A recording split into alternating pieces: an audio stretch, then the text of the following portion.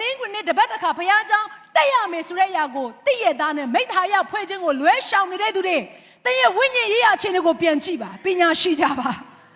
အာမင်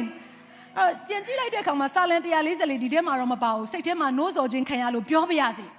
ဝိညာဉ်ရေးရာခြင်းနေတဲ့လူမျိုးရှိကြတယ်တဲ့အဲ့ထဲမှာကျွန်မတော်တော်ထူးထူးဆန်းဆန်းတွေ့ရတဲ့အရာက foreigners ဝိညာဉ်ရေးရာအသက်တာဖြစ်နေတဲ့ပုဂ္ဂိုလ် foreigners Koreanဒီလိုပြောလို့ဒီမှာရှိတဲ့နိုင်ငံခြားသားတွေကိုကျွန်မပြောတာမဟုတ်ဘူး I'm not talking about you okay I know that some of you are attending the service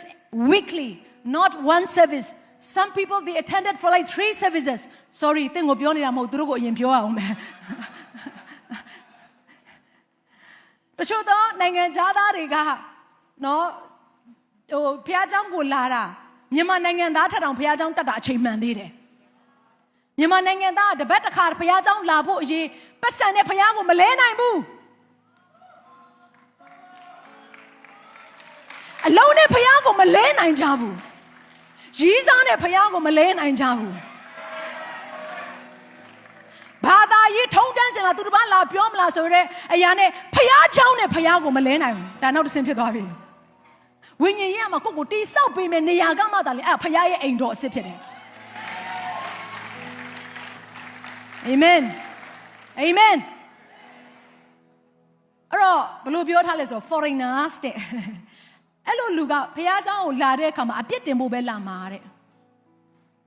သူရဲ့အထဲထဲမှာရှိတဲ့စိတ်ဝိညာဉ်ကဘာလဲဆိုတော့ဟာအဲ့ဖះเจ้าထဲမှာဘာတွေလုပ်နေကြလဲလူတွေအချိုးပြေးရဲ့လားအရှင်းနောက်ကဘလို့ပုံစံတွေလုပ်ထားကြလဲဖះเจ้าကမစိုးပါဘူးအေးရကွန်းလေးကောင်းတယ်ဒါပေမဲ့ကားပကင်လူညံ့တယ်အဲ့ဒါက foreigner Korean အစင်တွေကထွက်ကြအာမင်တပတ်တစ်ခါနော်လာရောက်တက်နေတဲ့အဆင့်ကိုတော့နည်းနည်းတော့တလန်းတင်တယ်လို့ကျွန်မအားပေးပါရစေဒါပေမဲ့အဲ့ဒါ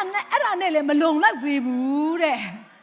နောက်တစ်ဆင့်ကြံသေးတယ်သားသမီးဖြစ်တဲ့အဆင့်ကိုလာခဲ့ကြတဲ့အာမင်သားသမီးဆိုတာဘာကိုပြောနေရလဲအဖေရဲ့တာဝန်ရှိသမျှကိုထမ်းဆောင်တဲ့သူကိုသားနဲ့သမီးလို့ခေါ်တယ်အဖေကဒုက္ခရောက်နေတဲ့အရာကိုမြင်ရင်အဲ့ဒီသားနဲ့သမီးကလက်ပိုက်ကြည့်မနေဘူးအာမင်ဝိညာဉ်ရေးမှာ foreigner မလုပ်ကြနဲ့သားသမီးအဆင့်ကိုတက်လှမ်းဖို့နဲ့ဘုရားသခင်တင့်ကိုကောင်းချီးပေးပါစေအဲ့ဒါမလုပ်ကြနဲ့ကျွန်တော်တို့လုပ်ရမယ့်အရာကဒီနေ့ဖခမဲတော်ရဲ့နော် business လုပ်ငန်းကောင်းကင်နိုင်ငံတော်ရဲ့လုပ်ငန်းမှာအတူတူကပါဝင်ဖို့ရန်အတွက်ဖြစ်တယ်အာမင်